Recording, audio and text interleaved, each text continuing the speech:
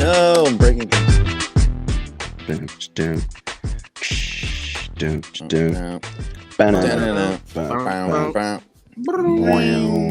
All right.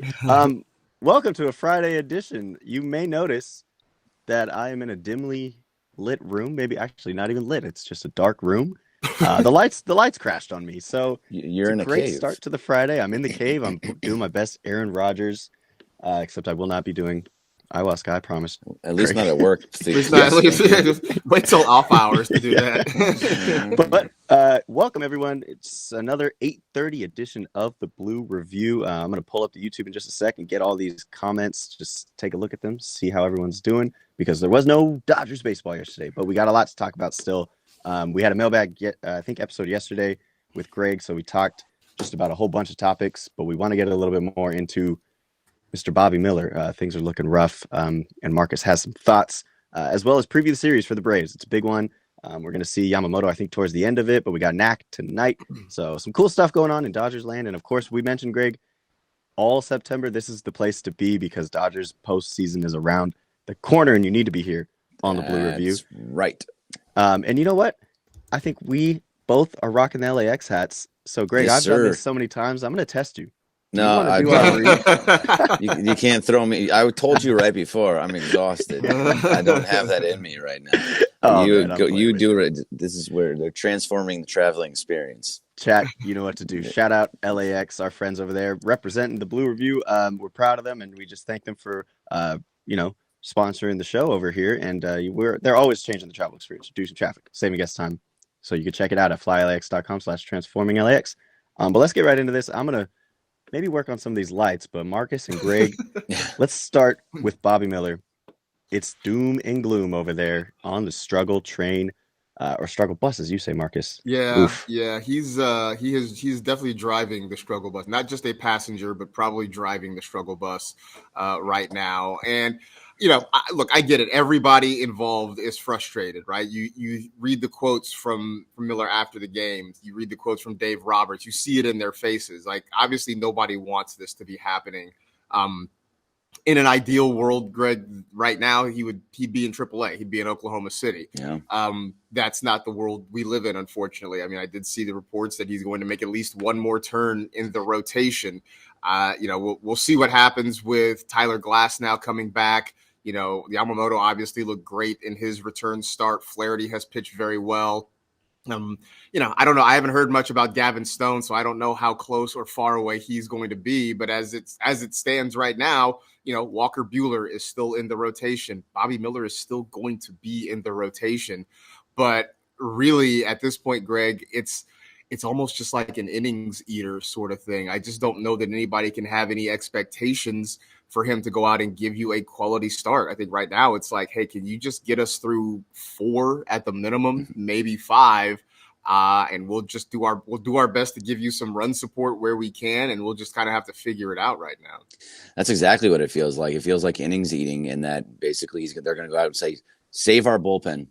All your job is to get to 100 pitches, and if that's after 4 innings, you'll come after 4. If it's after 6 innings, you'll come after 6. It seems like the whole Justin Wrobleski thing, right, where he gives up 10 runs, as many runs as Bobby Miller gives up. He's staying in there and he's going to take it. That's kind of what it feels like to me right now, and it's too bad. I mean, it sucks that we have to be sitting in this on September 13th. Yeah, I just still have to be thinking like this way, but because there's so many injuries and we don't know when everybody's being back, you just got to live with it for a little while. I am interested to see how Landon Knack does tonight, because as of right now, unless Walker Buehler has a good start again on Sunday, if he has a bad start, Landon Knack seems like the guy that I would almost trust most on that trust tree as a 4th starter, because I mean, we have to see what Buehler looks like, because he can absolutely work himself back into that.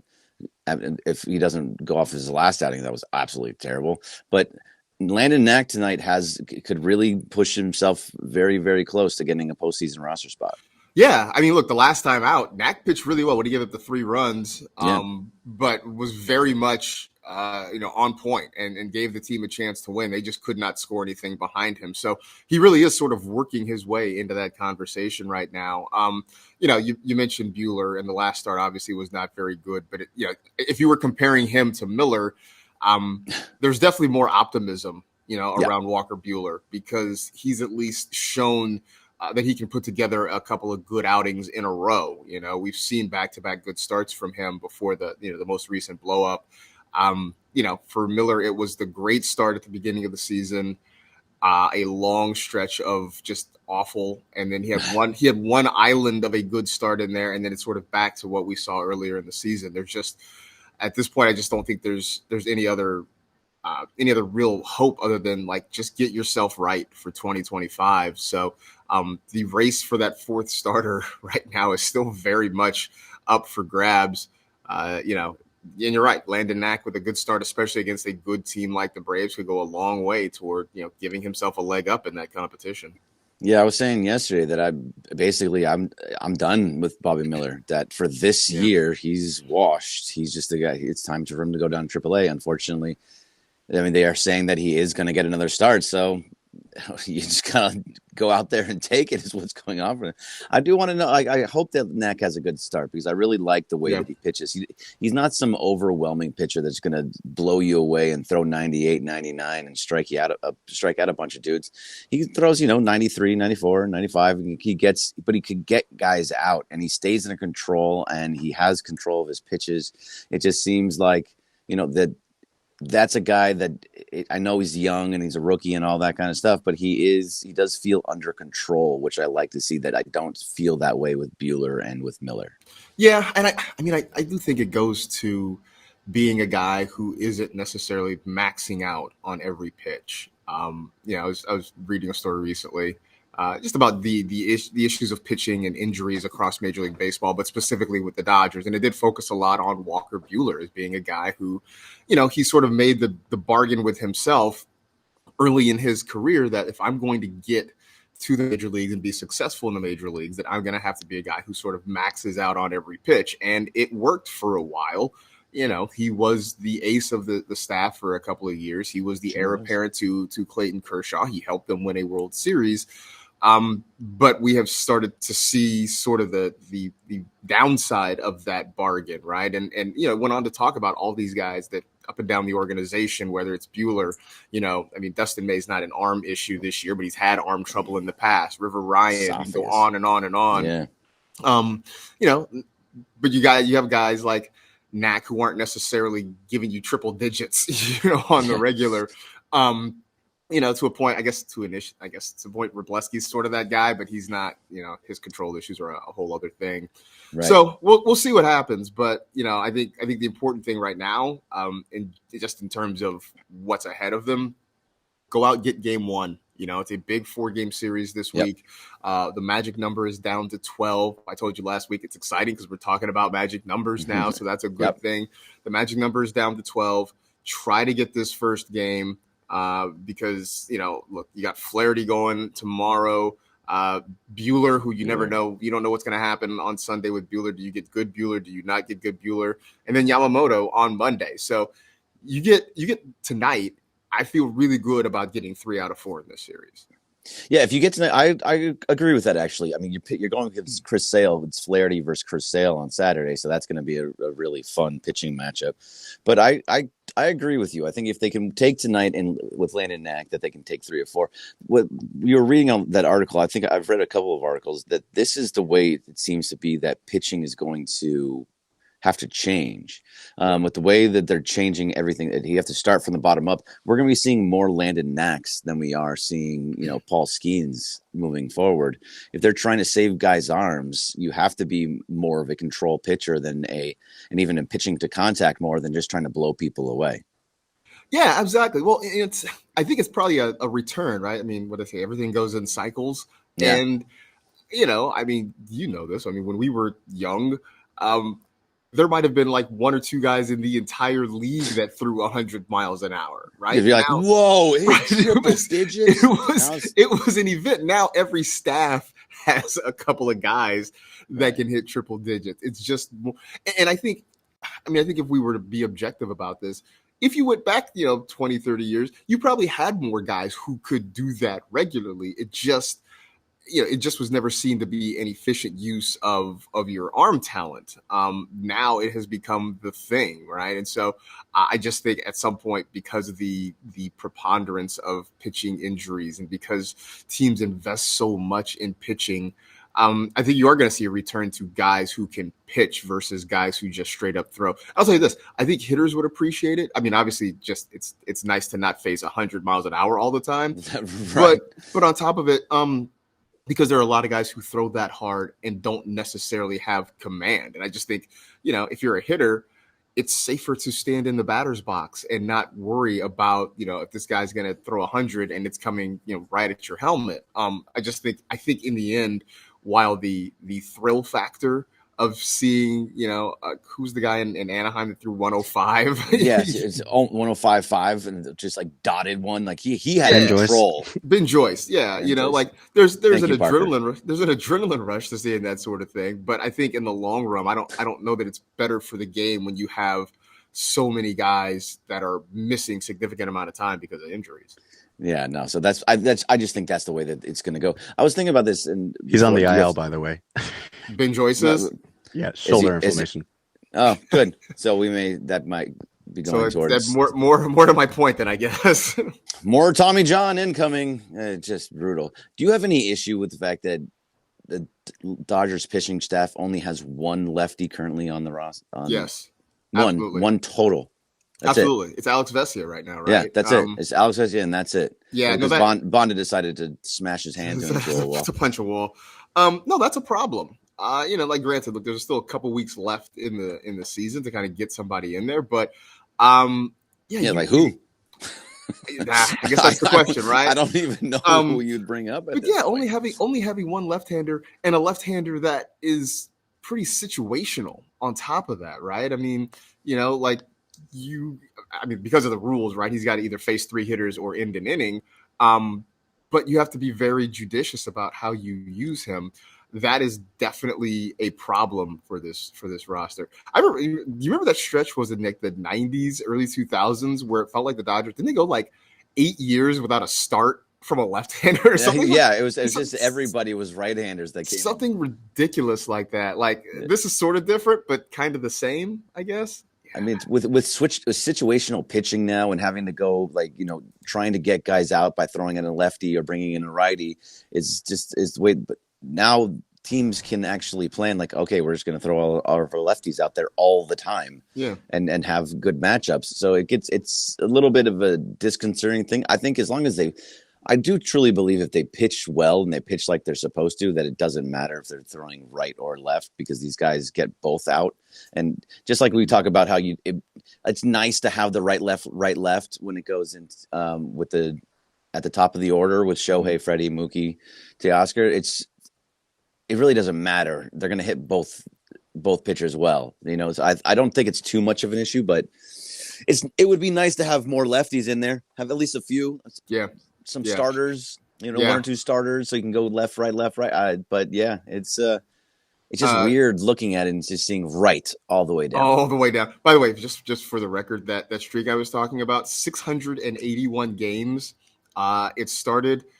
Bob Ojeda started for the Dodgers in September 24th, 1992, and it ended sometime in July 1997 with Dennis Reyes getting his start. And by the way, that only happened because Ishmael Valdez was hurt and couldn't make his start in the rotation. Ishmael Valdez, oh boy, had such high hopes for that guy. Yeah, it didn't really go anywhere.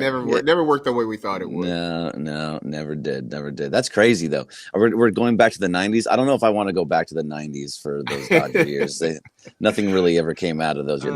They had teams and they got a bunch of rookies of the years, but they never did anything. Never turned in anything on the field. Nope. No. Hey, I didn't get into anything with Tommy Edman yesterday. What is going on with Tommy Edman that all of a sudden he's a multi-homer per game guy? he had 0 home runs. I understand that he was injured for the whole year and everything. He had to just get his swing back, and he'd always been hitting well, but just boom, boom, boom, boom. I don't know. I mean, did he put on Shohei's socks or something for a couple of days? Using Shohei's bat? Right. Like, I'm not sure what it is, but it's been great to see, right? I mean, back-to-back games with multiple home runs. And at least they won one of those 2 games, which was sort of nice. But yeah, no, it's great. It's funny too, because I was thinking to myself watching Edmund, and I had this thought like a week or so ago. It's reminded me how few switch hitters there are in Major League Baseball nowadays. Like I wouldn't look at them. I can't remember what the number is. I think it's like fewer than 60 nowadays, where it used to be like common. Talk about teams not having a guy who threw 100 miles an hour, but teams always had at least 1 or 2 switch hitters in the lineup. It's a skill that seems to be disappearing across Major League Baseball right now. Yeah. And I'm all of a sudden Josh Bell. Josh Bell is a switch hitter, which I was totally taken aback by. Right. Usually a big dude that's a home run hitter is like, I'm a right-handed hitter, I'm a left-handed hitter, and that's what I am. Yeah. Josh Bell bouncing back and forth. I was like, this doesn't look right. Right. Right. But yeah, there is very few switch hitters. That's just not something you see very often, Parker. Marcus, who do you think's the best one? Probably Jose Ramirez? Currently? Yeah, probably Jose Ramirez. Yeah, he's one of the better hitters just in the game. So it's got to be. Right. I was like, who are some of the best switch hitters? But you know what? Let's put Tommy Edman up there now. Yeah, he's number 1 in our hearts. He was good for 2 bombs a night, apparently. So yeah, he goes up there. Like, it was cool when he did it the first night, and I was like, oh yeah, that was cool. Good for Tommy. He's starting to find his swing. Then he hits another one the next day, and you're like, okay, nice. Maybe he's finding his swing. Like 2. Getting 2 multi-homer games in a row? Amazing. Is that Linsanity guy switching? Am I mistaken? Is Lindor? Don't do that. I know. Don't do that. I'm ruffling some feathers here. Yeah, absolutely. There's only one Linsanity, and it's Jeremy Lin, and it's insane to say Linsanity with Francisco Lindor. That was like a 3-week stretch of one season is what that was, Yeah, well, that's what made it Linsanity. Like why you can grab onto it, because it was such a small sample size. The cultural impact. I mean, Lindor, come on, get out of here. It's Ohtani's MVP anyways. Oh, Mets fans are salty right now. Mets fans are really salty, right? Making a case that, why he doesn't play in the field. Like, he doesn't belong. Like, bro, he's about to go 50-50. Like, if he goes 50-50, the race is over. It might be over already, but if Shohei actually gets a 50-50, shut it down. The race is over for MVP. I was doing this a little bit yesterday, just with Mason, but I can do it right here. Like, his numbers just aren't even close to Shohei's numbers, just anywhere. Yeah. And the fact is, like, even like on the baseball reference page, Shohei has a better WAR than Francisco Lindor, who's getting both offense and defensive WAR off of it. Yeah. It's just not close. I mean, no. And also, what I was trying to say yesterday too is, like, look, you take Shohei Ohtani off this team, they are a middling team, especially because of all the injuries. He was the one that stayed healthy the entire time and played almost every game, if not every game, and is out there every single night and keeping this team alive through all this. I understand how good they are, but don't forget about those days when Ahmed Rosario was in the Nick Ahmed Rosario, Kevin Biggio, all getting starts and all getting a lot of playing time. There was dudes. Teoscar Hernandez was your 2 hitter because you had absolutely nothing else. Like, don't forget those moments. Yeah, no, that was one of my arguments with you're talking with a real life Met fan. And a real life one. I know they exist. They walk among us. It's amazing. Look, Francisco Lindor's had a great season. I'm not going to deny that. But they went a good 2 months without Mookie Betts. They went 2.5, 3 months without Max Muncy. Freddie Freeman is having a very good season. It's maybe not a Freddie Freeman type season. Shohei kept this team afloat. He kept it humming. He did it from the leadoff spot. He's doing it, not just with the home runs. He's doing it with his legs, with the career high, in stolen bases right now. He's done it so many different ways that, he's not playing defense. He's not pitching. But just the numbers he's putting up offensively, he has been incredibly valuable to a team that I get it, man. Like they're a group of all-stars. They look like the evil empire, but Shohei has made an incredible difference to this roster this year. Absolutely. And the only argument that they could have had, they do have one tiny argument, and that's what you mentioned, is that he doesn't play defense. Okay, I get it, but that's your only possible argument that is there, and that a DH has never won it. That doesn't matter. He's doing it all. Now, what could have happened if Mookie Betts never got hurt and played at the same level he's been playing at since he came back and before he got injured, then you may have had an argument about Mookie and Shohei taking votes away from each other. And then some going over to Lindor, but that would be the only thing. But because it didn't happen, he had to hold down the fort because of all those things. You lost the guy that was going to go after him for MVP. Well, it's funny you say that too, because I mean, I really feel like before he got hurt, Mookie was kind of the front runner for the NL MVP award. I mean, the fact that he was putting up ridiculous offensive numbers and doing it while playing at a position that was not his normal spot, right? That he was still learning shortstop. It was definitely a work in progress, right? There were times when it was kind of rough over there at short, but the fact that he was learning a new position, was still putting up, all-star caliber numbers. He was the one everybody was talking about as the MVP in the National League. He gets hurt. They move Shohei to the leadoff spot, and there was somebody on this show that said this was a bad idea. I'm not going to name any names. I'll just say it wasn't me, and it wasn't. I mean, look, we can let the viewers figure out who that might have been. I'm not going to call anybody out. Jeff Spiegel could have been the one. Who knows? Could have been. But once Mookie went out, Shohei moved that leadoff spot, just took off, never looked back. And I know we are a Dodgers show and we are biased toward that, but I just don't know that it's really a contest at this point. I mean, taking all bias aside, I don't know how. If you looking out on the field and looking at Shohei Ohtani, you're like, yeah, that's the best player in the game. That's the best player in the game. It doesn't matter that someone else is having a good season. There's not arguable. It's just even the eye test says Shohei Ohtani is the best. And to your point also before, we had many discussions before Mookie went down of like, he's going to steal it from him. He's going to Shohei is going to have to go absolutely insane to win this MVP award over Mookie because he plays both. And he did. And he did exactly that. I think we might have even said he's got to go like 50-50 if we want to. And that's going to happen. How high do you think he gets? Do you think he stops at 50-50? I think he probably stops at 50. He might get like 50. I'll say 51 homers, 50 stolen bases. See, God, he's going to get walked a bunch down the stretch. I think he'll get more stolen bases than home runs. That's to me. I don't know, but there was another question yesterday. It said, what's more expensive? Like, which ball's worth more, the 50-50 ball or the 52-52 ball? Ooh, yeah, that's a good question. Yeah, I don't know. I think the 50-50 ball, we've never seen that before. But we never saw 52-52, if that goes on. We haven't seen 47-48. They all keep going up in value, right? Well, they all go in value until the next one happens, right? Like your 47 home run ball is worth a lot until 48 happens, and then 48 until 49, et cetera, et cetera. The thing about the 50 home run mark is it's also a Dodger record. Yeah, 49 is the Dodger record. So he gets the 50. He is now the all-time leading single season home run leader for the Dodgers. The Dodgers have been around a long time. In year one. A long time. 1 year. I also saw, I talked about this yesterday too. There's a codified graphic out that it's a bunch of faces, highest exit velocities in the history of the Dodgers. It's just Shohei in every single picture. It's a picture of Shohei.